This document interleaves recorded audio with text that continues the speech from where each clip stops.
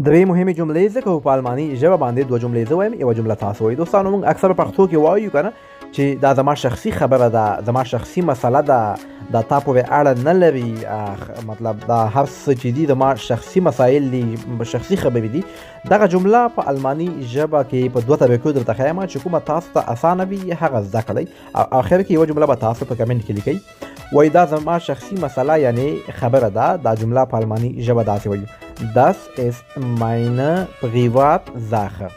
بیا وایي دا تا پورې اړه نه لري. یوه معنا ده، د دواړو جملو یوه معنا ده. تاسو په دې طریقه هم ویلی شئ Das geht dich nichts an. Das geht dich nichts an.